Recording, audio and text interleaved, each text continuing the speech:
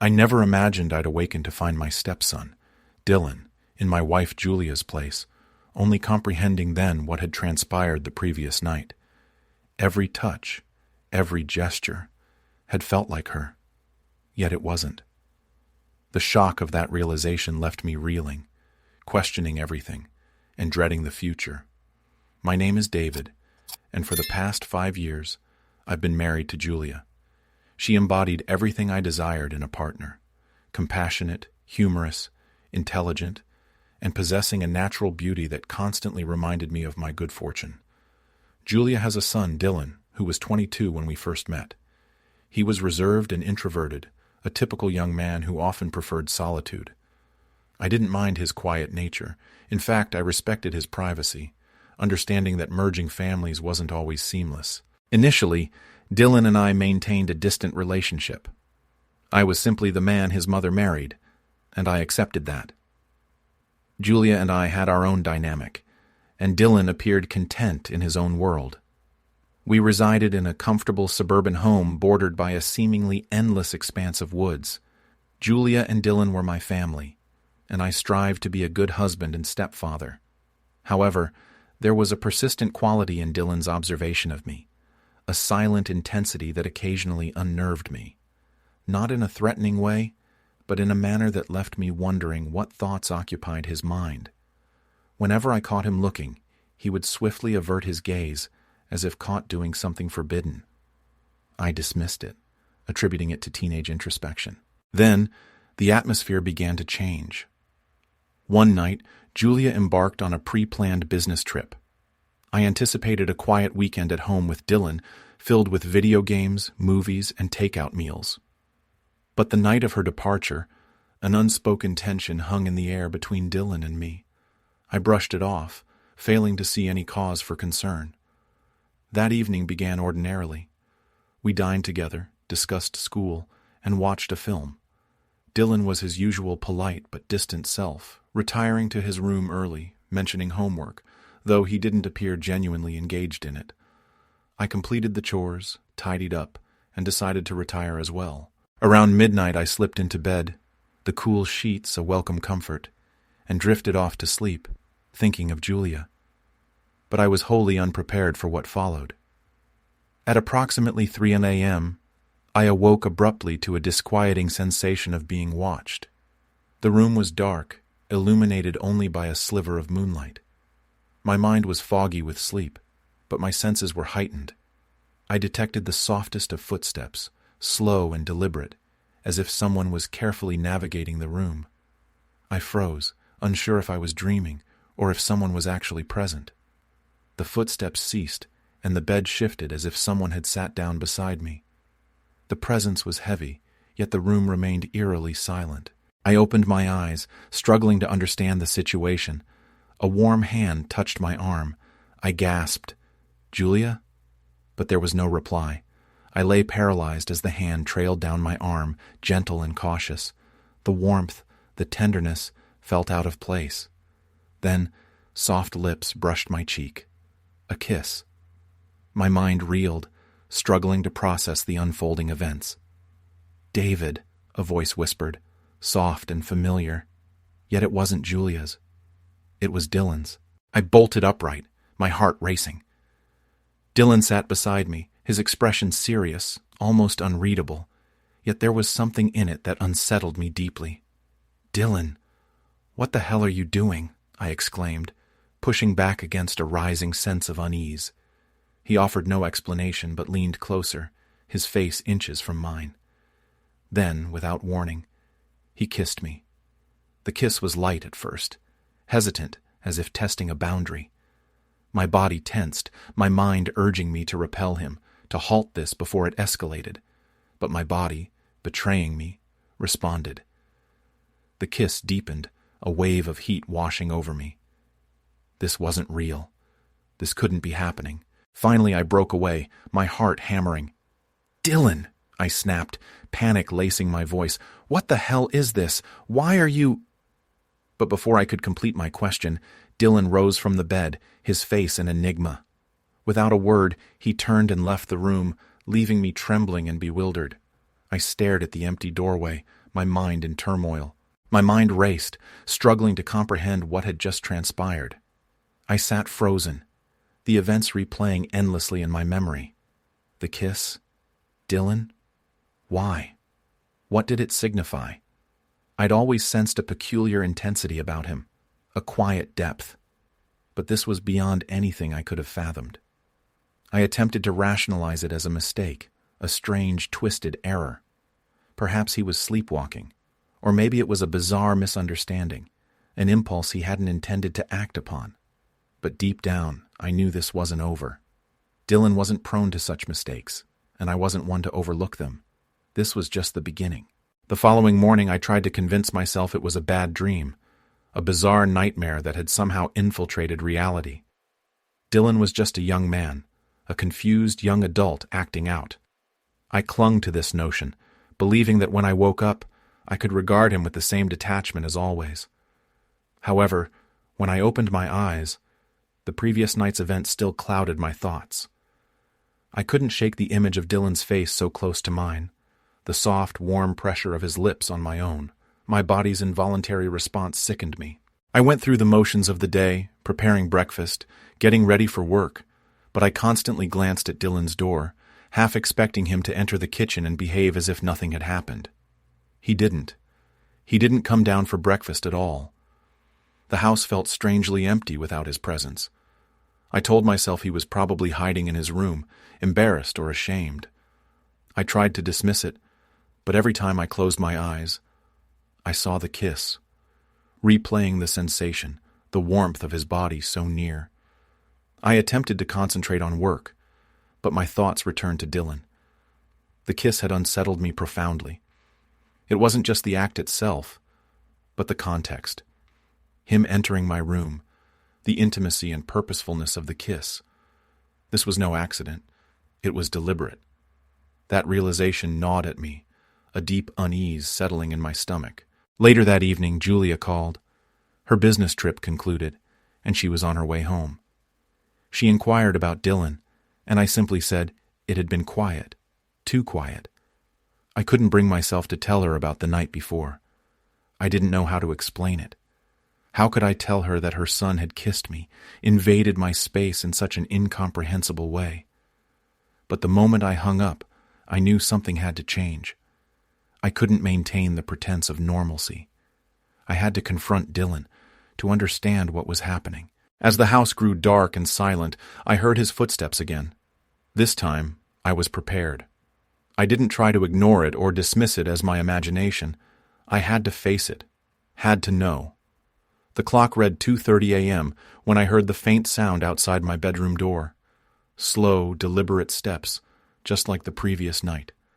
My pulse quickened. This time I didn't attempt to conceal my fear. I lay still, eyes wide open in the darkness. I didn't want to look, but I couldn't resist. I couldn't help but wonder what would happen now. The door creaked open, and Dylan entered, just as before. I couldn't see his face in the darkness, but I felt his presence, the weight of it. He moved to the side of the bed and stood there silently, watching me. "Dylan," I whispered, my voice unsteady. "What is this? Why are you coming in here?" He didn't answer immediately. Instead, he reached out and brushed a lock of hair from my forehead, a gesture so tender it made my breath hitch. His fingers lingered on my skin. "David," he whispered, his voice low and almost soothing. "I need you to understand." "Understand what?" I asked, my voice trembling. "What is it you want from me?" He remained silent for a moment, then climbed onto the bed, sitting beside me. His body was so close I could feel the heat radiating from him. I wanted to pull away, to push him off, but something within me, a strange, primal instinct, held me captive. "Dylan, this isn't you," I said, my voice shaking. This isn't right." His lips curved into a faint smile. "It's not about right or wrong," he finally spoke. "It's about what I want."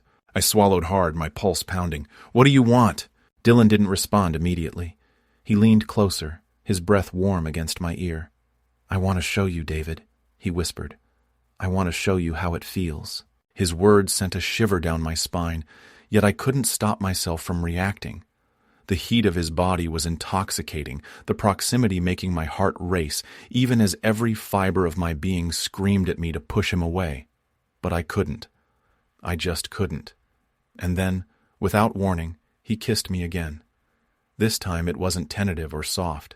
It was urgent, demanding, his lips pressed firmly against mine, his body moving closer until his chest pressed against my own. For a moment, I was paralyzed, overwhelmed by a confusing mix of desire, fear, and utter bewilderment. I didn't know what to do, how to stop it. I froze, my body tense and rigid. A trance-like kiss, urgent and desperate, left me no chance to resist. Dylan's insistent lips drew me deeper into an experience I'd never envisioned, a force beyond my control. His chest pressed hard against mine, the heat radiating through the thin cotton of my t-shirt. For a fleeting second, I was lost, mind reeling in a chaotic mix of bewilderment and raw sensation, fighting against the reality of what was unfolding. Then, as abruptly as he'd initiated the kiss, Dylan pulled away. He retreated to the bed's edge, breathing heavily, his face mere inches from mine, eyes locked on mine with an unnerving intensity I'd never witnessed. The air thickened with tension, a suffocating weight in the room. I swallowed, struggling to comprehend. I wanted to yell, order him out, express the wrongness of it all, but my body refused to obey. A hidden, darker part of me craved his proximity, this unsettling intimacy that terrified me more than anything. I opened my mouth, but words failed me. How could I articulate it? How could I speak while still reeling from the sensation of his lips, the strange, perilous magnetism I felt whenever our eyes met? I don't understand, Dylan, I finally stammered, my voice trembling. Why are you doing this? He didn't answer immediately, but the corner of his mouth twitched, as though suppressing a smirk. He seemed to relish my discomfort, observing my struggle with the tangled emotions. It's not about what you understand, he murmured, his voice low and steady. It's about what you feel. I shook my head, my pulse hammering. This is wrong. You're my stepson. This is wrong. Dylan's gaze remained unwavering. He leaned in again, his warm breath on my skin, a hand resting lightly on my arm.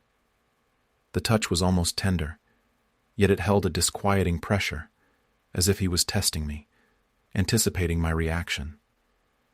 I know what you're feeling, he whispered, as if I were the one in need of clarity. It's not wrong. It's just different. My heart raced. For a terrifying instant, I questioned my sanity. My body ached with conflicting emotions, fear, desire, confusion, guilt. My mind screamed at me to push him away, to end this, to remind him of his youth, his position as my stepson. But another, deeply buried part of me was captivated by him, by his movements, his words, his uncanny ability to unsettle me. No, I said, my voice gaining strength. This is wrong, Dylan. You need to leave. Right now. Dylan didn't budge.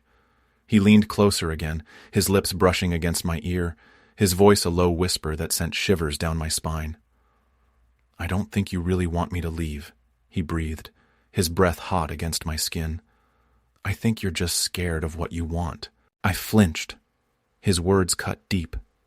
He was right in a way. There was fear, but not of him. It was the fear of what he was awakening within me, a long-buried desire I didn't understand, yet couldn't deny. Dylan, please, I whispered, my voice breaking as I finally summoned the strength to push him away. You can't do this. This isn't what you want.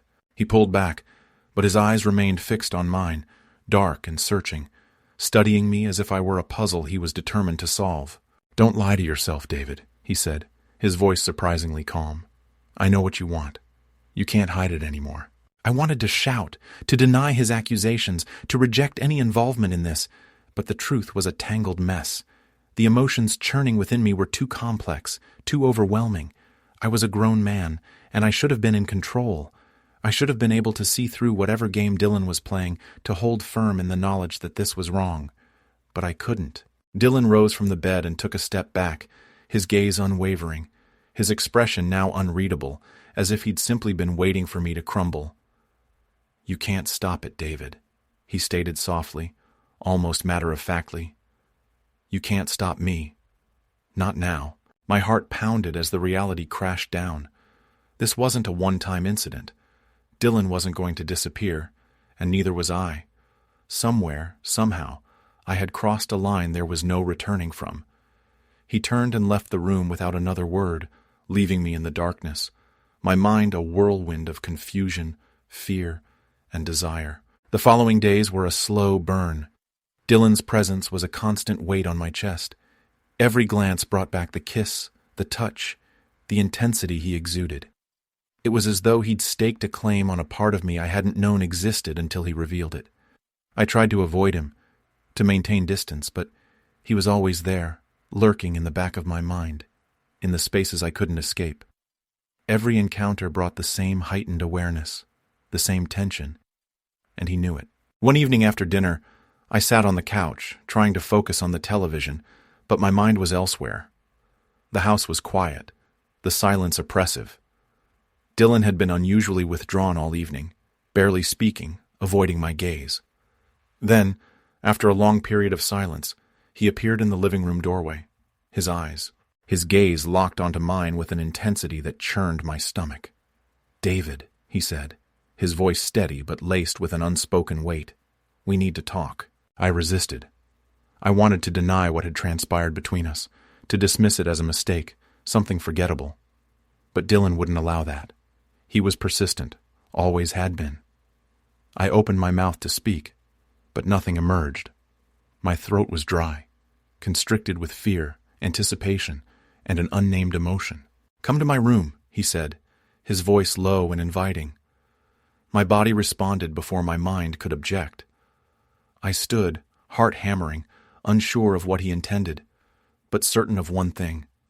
I couldn't stop this any longer. I'd made a choice, not a conscious one in the traditional sense, not something planned or rationalized. But when Dylan looked at me like that, when he beckoned me into his world, a world where the boundaries of right and wrong, desire and taboo blurred, I was powerless to resist. My legs felt weak, my heart pounding so loudly it drowned out all other sounds.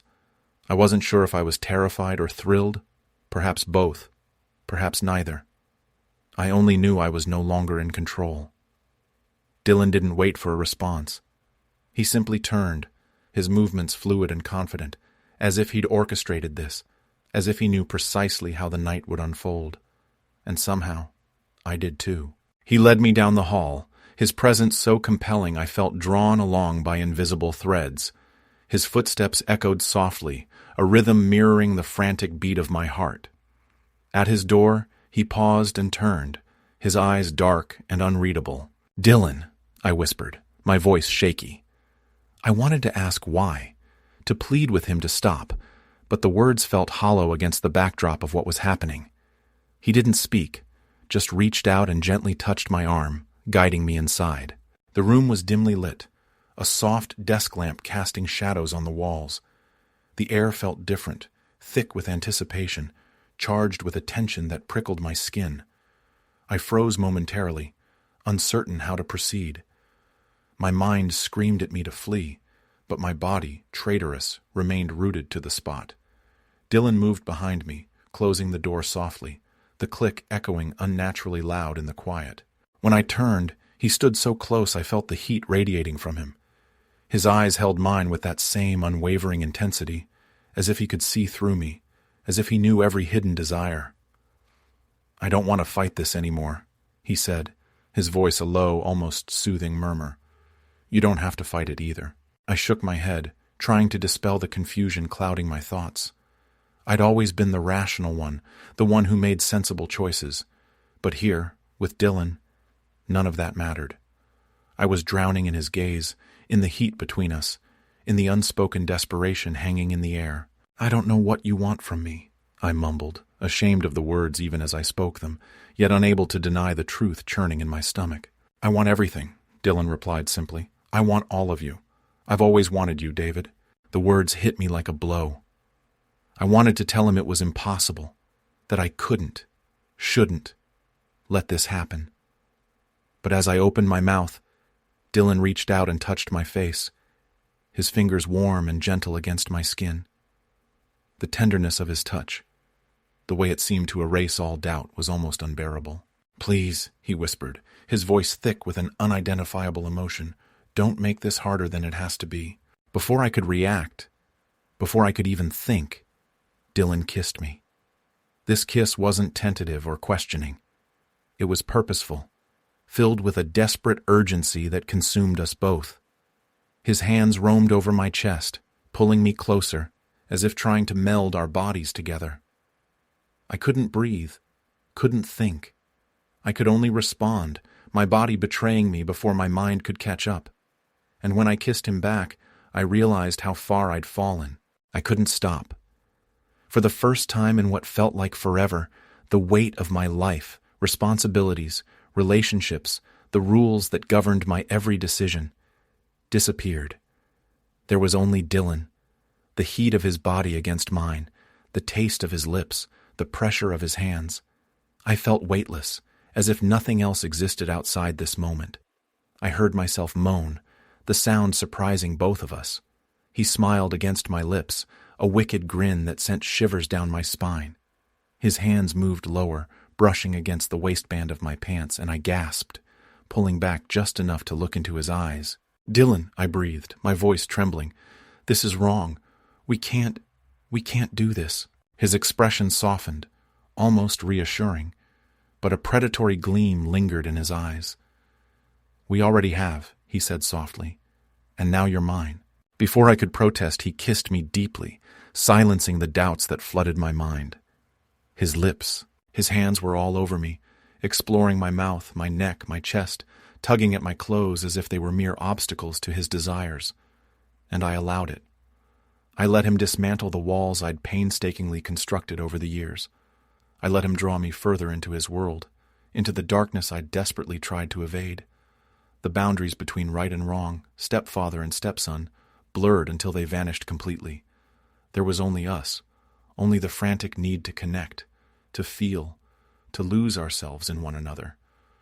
Somewhere in the recesses of my mind, I recognized the transgression. I knew it was indefensible, inexplicable, but in that moment, none of it held any weight. I couldn't deny it, nor did I want to. Dylan's fingers moved deftly, unbuttoning my shirt, his touch igniting sparks of heat throughout my body. I felt exposed, vulnerable, yet it strangely intensified my desire for him. He seemed to perceive this, a smug smile playing on his lips as he pushed me back onto the bed, his weight pressing down on me as he hovered above. "Don't fight it, David," he murmured, his voice almost a provocation. I didn't respond. I wasn't sure I even desired to. I released a shaky breath as Dylan's hands wandered lower, and I understood that I was no longer a passive player in this twisted game. I was complicit, just as involved as he was. And in that moment, I knew there was no turning back. The next morning, I awoke alone in Dylan's bed. The room was silent and still. The events of the previous night felt like a dream, a feverish hallucination. I could scarcely believe it had occurred. Shame and guilt consumed me. Every fiber of my being screamed that this was wrong, that I should leave, that I should return to my former life. But something else lingered, something darker, more profound, a hunger that hadn't been sated, that wouldn't be satisfied with a single night. I knew it now. Dylan had claimed me, and somehow I had allowed it. I rose slowly, my body aching from the night before. I avoided looking at the bed, at the empty space beside me. I didn't want to confront the aftermath of my actions. But as I walked towards the door, something caught my eye. Dylan stood watching me from the doorway. "You won't leave," he stated softly as if reading my thoughts. I froze, my breath hitching in my throat. "You'll come back," Dylan interrupted, his voice confident, unwavering. "We both know you will." And with those words, I realized he was right. I couldn't leave. Because no matter how wrong it was, no matter how much it terrified me, I was already in too deep. There was no escaping what we had begun, and the game was far from over.